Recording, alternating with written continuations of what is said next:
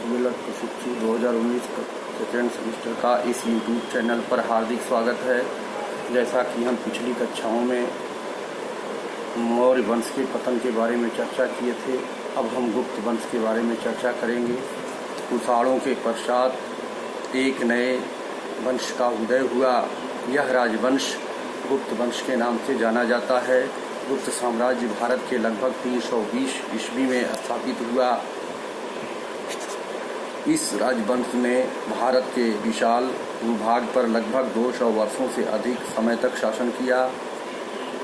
गुप्त वंश के शासकों ने दूसरे राज्यों के शासकों के साथ वैवाहिक संबंधों, अच्छे व्यवहार, संधि तथा उन्हें पराजित करके अपने साम्राज्य का विस्तार किया। गुप्त काल को स्वर्ण काल कहते हैं। इस समय आंतरिक कानून व्यवस्था तथा कला एवं साहित्य का विकास हुआ। गुप्त सम्राटों ने विशाल साम्राज्य स्थापित कर केंद्रीय शक्ति को दृढ़ किया और श्रेष्ठ शासन प्रबंध द्वारा शांति स्थापित की। इनकी शासन व्यवस्था मौर्य काल के 3 स्तरीय शासन व्यवस्था से मिलती जुलती थी। एक मूलभूत अंतर यह था कि गुप्त काल के राजाओं द्वारा वेतन के स्थान पर भूमि दान दी जाती थी। इस काल में साहित्य, कला, धर्म एवं संस्कृति का उल्लेख हुआ। गुप्त काल में उद्योग धंधे, व्यापार तथा वाणिज्य के क्षेत्र में अत्यधिक प्रगति हुई। गुप्त काल में देश धन्य धान्य से पूर्ण था। श्रीगुप्त इस वंश का पहला शासक था। उसके बाद घटोत्कच राजा बना। चंद्रगुप्त इस वंश का पहला प्रसिद्ध राजा था जिसने महाधिराज की उपाधि धारण की तथा एक नए संवत विक्रम संवत को चलाया। चंद्रगुप्त प्रथम 316 से 335 तक। चंद्रगुप्त के पश्चात उसका पुत्र समुद्रगुप्त सिंहासन पर बैठा। समुद्रगुप्त एक महान योद्धा एवं शासक था। अपनी विशाल सेना को संगठित कर उसने विजय यात्रा की योजना बनाई। उसकी विजय यात्राओं को 5 भागों में बांटा जा सकता है। उत्तरी भारत पर विजय। सर्वप्रथम समुद्रगुप्त ने उत्तरी भारत या आर्यावर्त के राज्यों पर आक्रमण किया। इस क्षेत्र के 9 राजाओं को युद्ध में पराजित कर उनके राज्यों को अपने अपने साम्राज्य में मिला लिया। मध्य भारत पर विजय।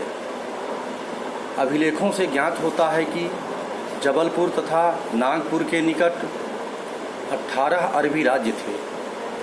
समुद्रगुप्त ने इन समस्त राज्यों के राजाओं को पराजित कर अपना राज्य बढ़ा लिया। दक्षिणी भारत पर विजय। समुद्रगुप्त ने दक्षिण के लगभग 12 राज्यों को जीतकर अपने साम्राज्य में मिला लिया। समुद्रगुप्त कूटनीतिज्ञ था। ये प्रदेश उसके साम्राज्य से दूर पड़ते थे, अतः शासनिक कठिनाइयाँ आ सकती थी। इस कारण उन्हें अपने राज्य में सम्मिलित नहीं किया और उनके साथ अच्छा व्यवहार कर उनके राज्यों को लौटा दिया। इस राजाओं ने समुद्रगुप्त की अधीनता स्वीकार कर ली। सीमांत प्रदेशों पर विजय। समुद्रगुप्त ने सीमांत प्रदेशों को भी नहीं छोड़ा। कुछ प्रदेशों को उसने युद्ध में परास्त किया तो कुछ ने बिना युद्ध के ही उनकी अधीनता स्वीकार कर ली। इन राजाओं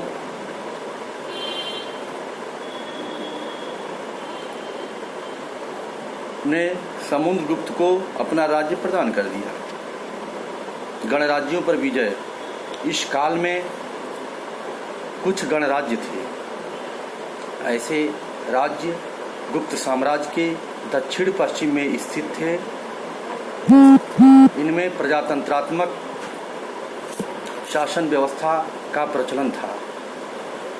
गणराज्यों ने भी बिना युद्ध किए ही समुद्रगुप्त की अधीनता स्वीकार कर ली। विदेशों से संबंध।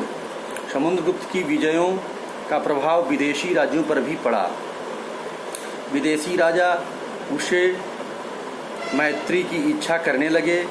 चीनी जनश्रुतियों से ज्ञात होता है कि लंका के राजा मेघवर्ण ने 2 बौद्ध भिक्षुओं को बौद्ध गया भेजा था।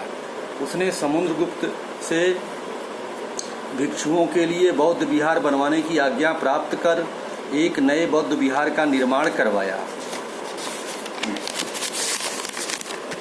समुद्रगुप्त के दरबारी कवि हरिसेन ने इलाहाबाद स्थिति अशोक के स्तंभ लेख पर समुद्रगुप्त का अभिलेख खुदवाया। यह समुद्रगुप्त की प्रशंसा में लिखा गया। इसे प्रयाग प्रशस्ति के नाम से जाना जाता है। समुद्रगुप्त को कभी पराजय का सामना नहीं करना पड़ा। इसी कारण ब्रिटिश इतिहासकार बी स्मिथ ने इसे भारत का नेपोलियन की उपाधि दिया है। विजय प्राप्त करने के बाद उसने अश्वमेध यज्ञ किया।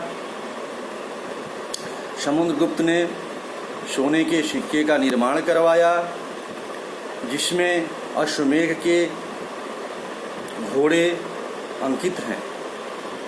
नेपोलियन यूरोप का एक महान विजेता तथा सेनानायक था। उसने अपने बाहुबल और रणकौशल से फ्रांस की सीमाओं का विस्तार किया तथा समस्त यूरोप में अपनी शक्ति की धाक जमा ली। इस तरह आज यहीं तक। धन्यवाद।